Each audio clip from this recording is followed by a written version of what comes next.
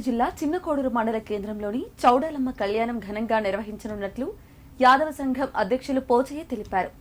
దాతల సహకారంతో ఆలయ నిర్మాణం పూర్తి చేశామని, ఈ ప్రాంతమంతా సుభిక్షంగా ఉండాలని చౌడాలమ్మ ఆలయంలో ప్రత్యేక పూజలు చేసినట్లు తెలిపారు.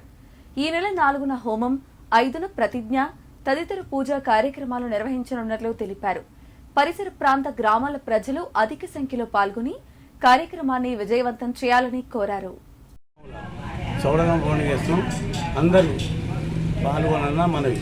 అదేవిధంగా బ్రహ్మాండ పాల్గొన శుక్రవారం బేసారం శుక్రవారం నాడు మన అన్నదానం ఉన్నది. అందరూ అదేవిధంగా ఆదివారం నాడు కళ్యాణ వేడుక ఆదివారం నాడు ఉన్నది.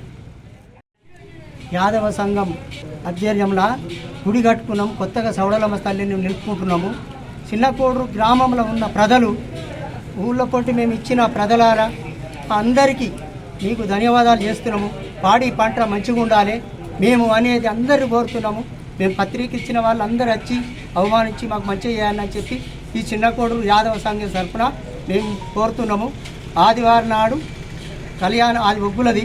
ఇవాళ 3 తారీఖు నాడు పోషమ్మ భవనాలు, 4 తారీఖు నాడు హోమమే శుక్రవారం నాడు ప్రతిజ్ఞ అవుతుంది. బ్రాహ్మణులు వచ్చి పూజతోటి గద్దెకి ఎక్కిస్తారు. ఆనాడు అందరు పెద్దలు, కుల పెద్దలు కానీ ఎక్కడ వచ్చిన గ్రామాల పొట్టి వాళ్ళందరూ రావాలి శుక్రవారం అని కోరుతున్నాం. ఇక్కడ చిన్నకోడూరు యాదవ సంఘం నుంచి